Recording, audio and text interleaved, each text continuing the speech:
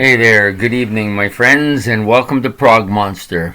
This is the series that we've been doing, rock greats who thrilled us but have since passed on. This is episode 27, and tonight we're talking about a couple of artists that I know a little bit about, especially the one. Just want to check something here, because I completely forgot to do this. Oh yeah, okay, so we'll be doing... There's two of them. I had a couple of other people I floated around doing. One of them was something that somebody else had suggested on a comment, and I thought about doing them.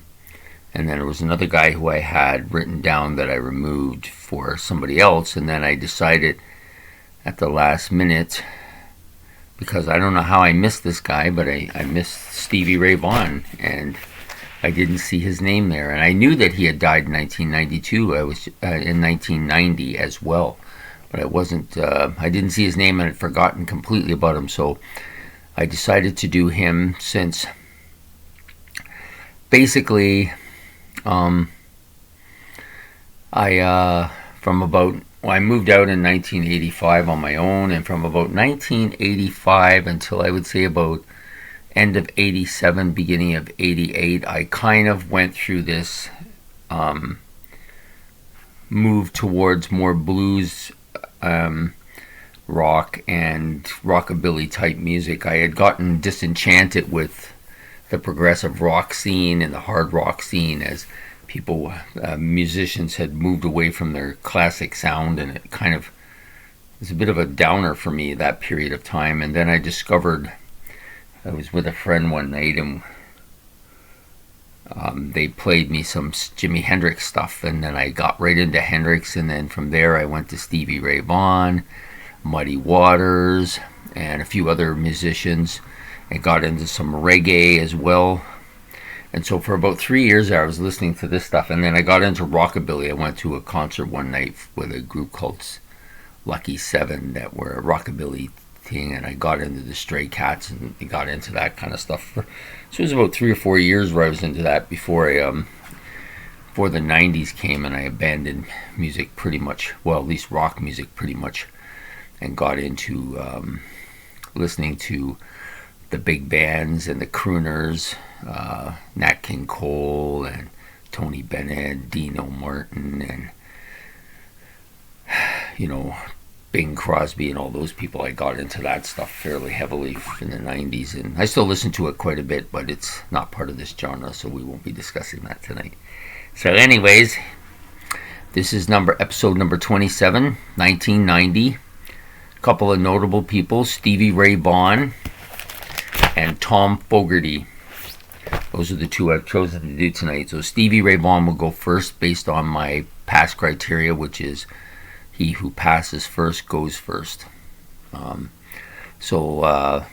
Just give you the vitals on him first. He was born October the 3rd, 1951, in Dallas, Texas. Actually, I think it might have been... that number doesn't jive right for me. I think it was more like 55. I'm not sure. I'd have to go back and look now, and I don't have it in front of me. Anyways, born in Dallas, Texas. Died August the 27th, 1990, at the age of 35. So makes sense that it was 55. I think I just wrote the 5 too fast and can't make it out.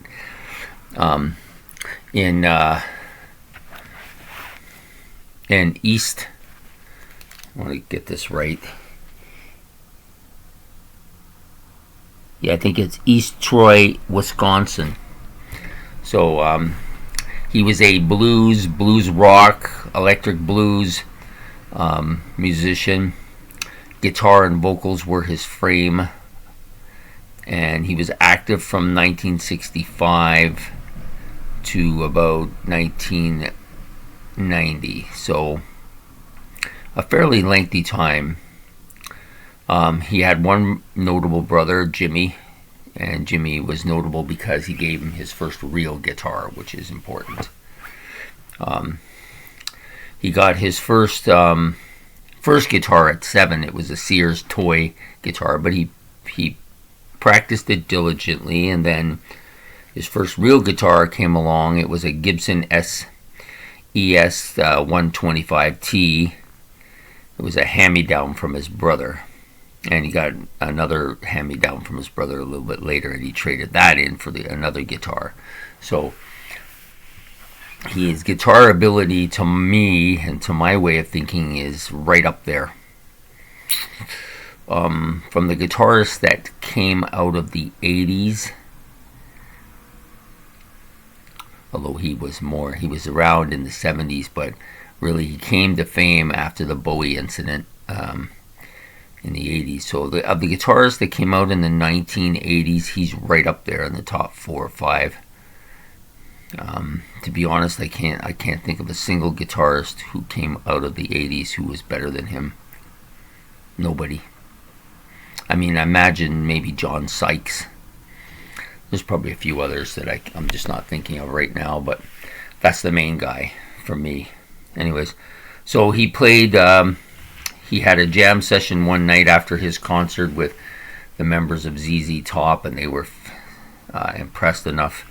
And the next day, I think he received a call from David Bowie. Am I wrong here? Did I jump the gun here? Maybe I did. I think I'm a little quick on that. So forgive me. So he had this session with Stevie Ray Vaughan. He seemed to move from band to band. Never quite either. The music wasn't quite what he wanted to do, or they couldn't. People would leave the band and go from the band, so it was very hard to get any kind of continuity going. And then, of course, he wasn't working anywhere. His last job was working at a place where he fell into a grease pit and decided, he was going to devote his life to playing music, and that's what he did. So it's tough to make a living unless you're playing in a band regularly. Okay, and he was going to school, but decided that it was interfering with his rehearsals, so he dropped out. That was the end of that. He formed a band called Blackbird, and they couldn't contain and keep their lineup together. People would come and then go, and so then he left and joined Paul Ray and the Cobras. He was with them for about 2.5 years, so that was one of the longest stability parts. And they were doing okay. They were making money and doing well and playing, opening for bands and stuff like that. Some notable bands. I wrote them down, but I can't remember any of them right now. Anyways, he did do that, and then in 1978, he decided to form his own band, and he called it Double Trouble. And there was a couple guys in it, and then they left and were replaced by a few more guys who were notable, and then that they played on the albums when he eventually made them.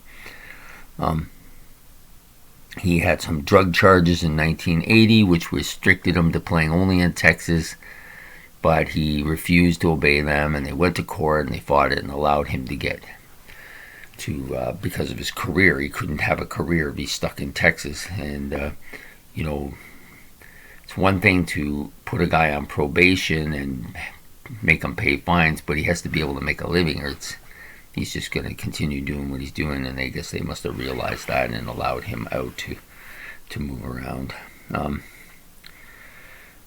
It was at this point in time that he met David Bowie, and David Bowie asked him to play on his upcoming album, which was at that time called Let's Dance, and he played on 6 tracks, including the title track and China Girl.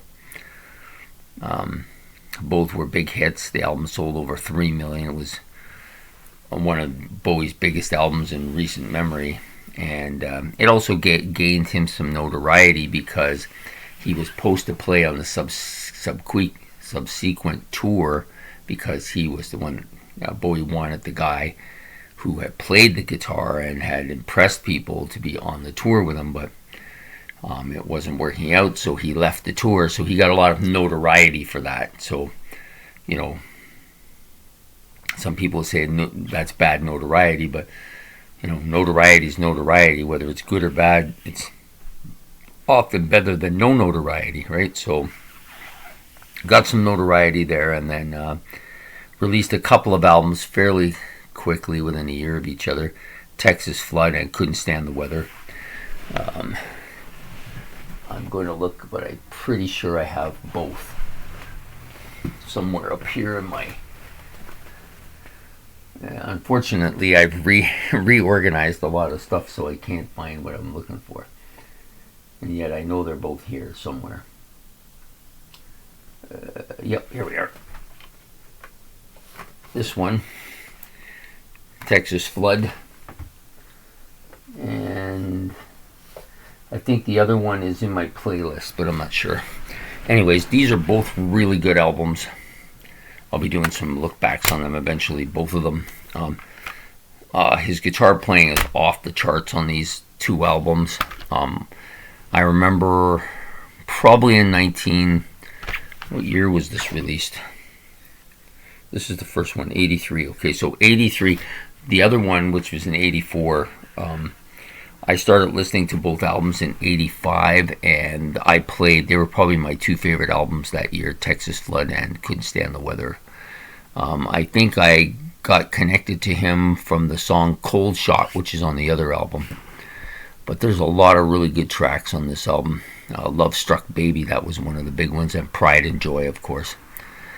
And just a lot of really good tracks, and got right into him because of that. And I think the guy is like very gifted guitar player. He has a real smooth style to him too. But, you know, he came from a bad home with alcoholic father and everything like that. So generally speaking, people like that tend to be at odds with people all the time because they don't know how to be comfortable in their own skin. And they never can quite settle down and just keep getting into trouble, right? So, but anyways, he had success with both albums, and the band did well and was doing well, and he was getting ready for another studio album when, after playing in a concert, they took a helicopter to... he was taking a helicopter, and the helicopter crashed and killed all 5 people on board, including him. And it's an unfortunate way to go, but, you know, rock stars, they're either flying high from drugs or flying high from planes and helicopters, and the end result is always crashing and burning. I know that's kind of a punish kind of thing to say, and maybe a little tasteless, but it's the truth, you know. It's just so sad. A guy of that immense talent gone so young, 35 years of age. Anyways, I quite enjoy Stevie Ray Vaughan. I think he's got to be one of the top 5 guitarists in the last 40 years to come out. And he can sing too, which is pretty good.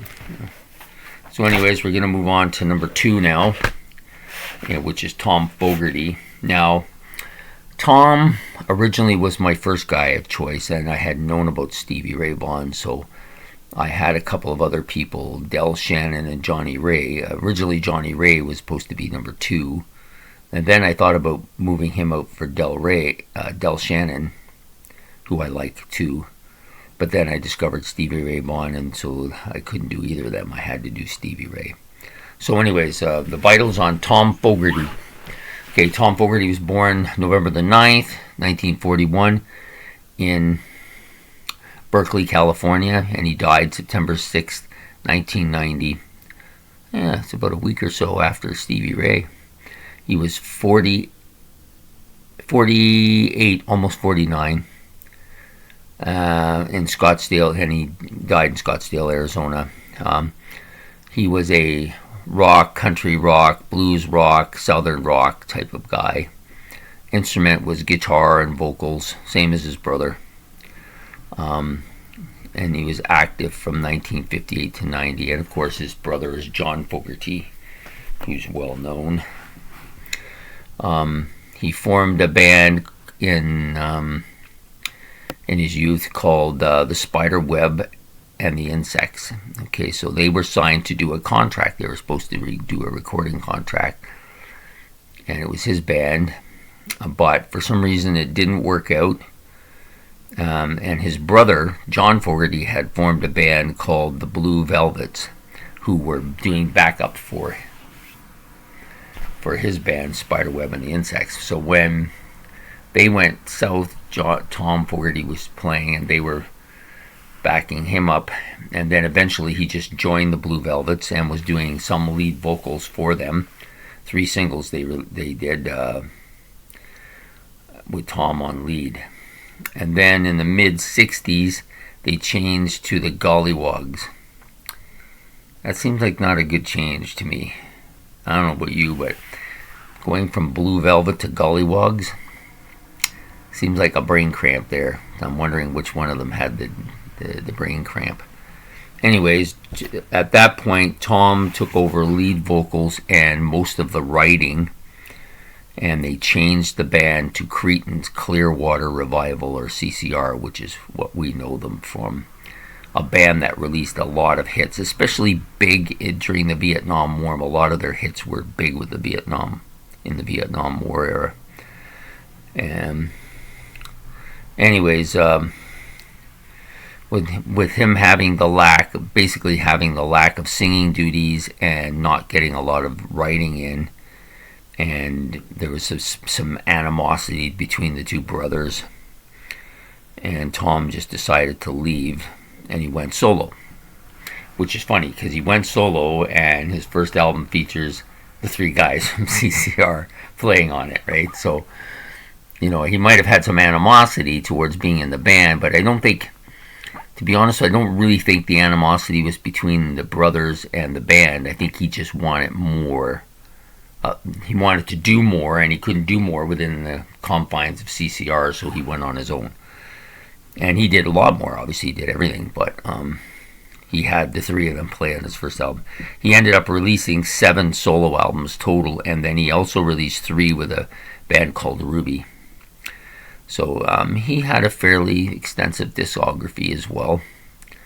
Obviously, CCR and John Fogerty were the big names in the band, but Tom, you know, he did pretty well on his own. He did pretty well musically, and he, of course, was inducted into the Rock and Roll Hall of Fame as well, but it was after he had died. So I remember the CCR getting inducted and talking about him. They did do one concert together after about 10 years after they broke up. They did a concert together, the original 4, for a high school reunion. I think they did one other concert after that, just before he died. So, and then, of course, he died. Unfortunately for him, it was a time period. He got a blood transfusion, and the blood had HIV in it, and he contracted AIDS from that, in combination with the fact that he had tuberculosis, left him on the rocks, and so he died on September the 6th, 1990 from that. Unfortunate. I like Tom Fogerty. I like John Fogerty too. I like both of them. I like the music of CCR. They're not a favorite band, but I love to throw them in once in a while, and I don't have all their albums in collection, but I do have a greatest hits. I have thought about buying more of their stuff. I think they're a band that have a certain appeal to them. So the way my music works is I'm pretty much a prog monster. That's why they call this show the Prog Monster. I listen to prog music all the time. And not just prog music, progressive rock. So there are some bands who I think of the albums as being progressive, but not necessarily the band as being a prog band. I don't know if that makes any sense, but to me, progressive rock includes a lot more stuff. It's more wide open. Like The Who's Tommy, to me, is a progressive album, but it's not necessarily prog. And prog is more defined, and within that defined category, I like the stuff within that defined category, but it's very limiting, so I feel that it's better to be more wide open. So I listen to a lot of that. I've discovered by doing this that I used to think I was more of a heavy metal fan, but the truth of the matter is, having been doing this now for about a year, or at least 9 months anyways, and getting ready for it. So I've been at it for about a year and a half. I've discovered that I kind of am a hard rock person, maybe even as much as I am a prog monster. And the heavy metal, there's certain bands I really like heavy metal wise, The big two being Judas Priest and Iron Maiden.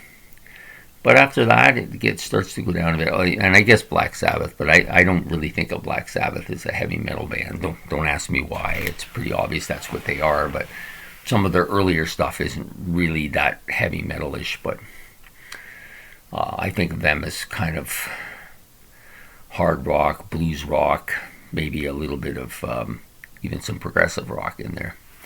But anyways, so that tends to be my genre.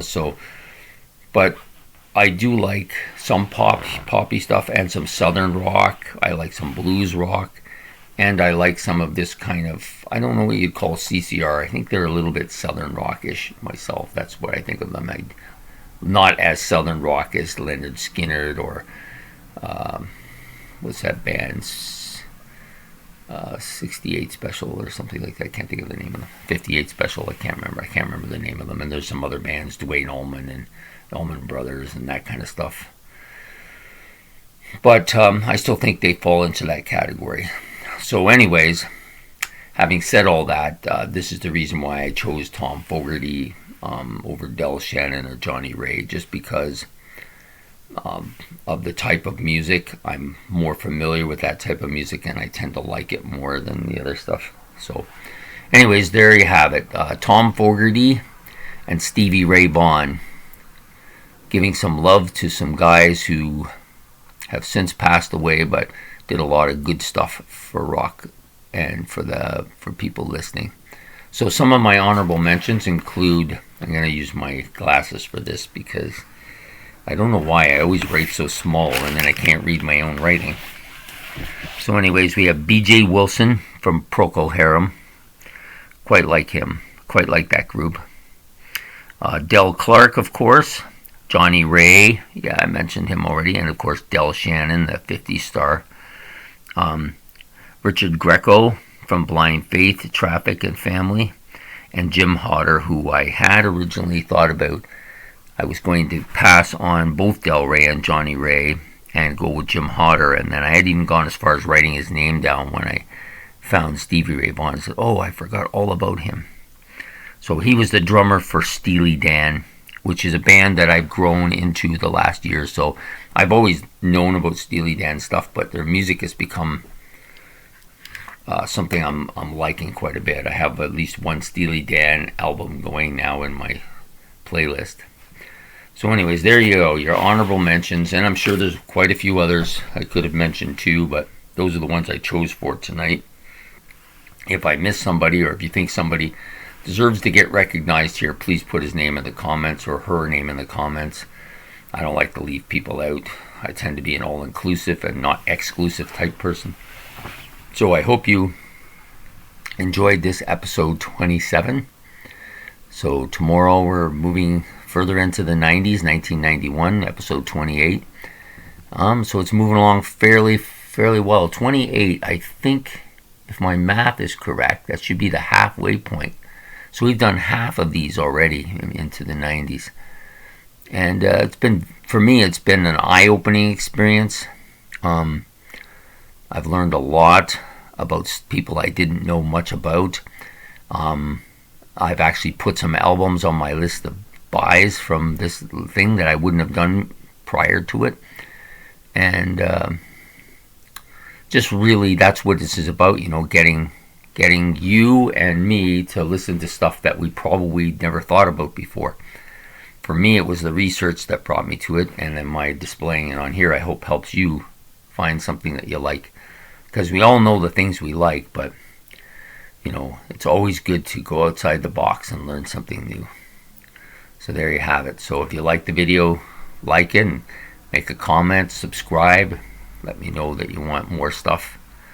And I'm still working on this live video. My daughter's going to help me with it. She's the expert on these kind of things. And we're going to get that set up. And once I get it set up, I'll be announcing that I'll do a live video. And it's going to be on a particular new type of video, which is going to be called album cage matches. Now, I think I may have mentioned this before, but album cage matches will be basically two albums that came out roughly the same period of time, are fairly similar in genre style, There are some similarities between the two bands and the band members, and basically it'll be a cage match where album will go against album, and you, the viewer, will vote for who you think is your favorite of the two albums, and we'll see who comes out the winner at the end of the video.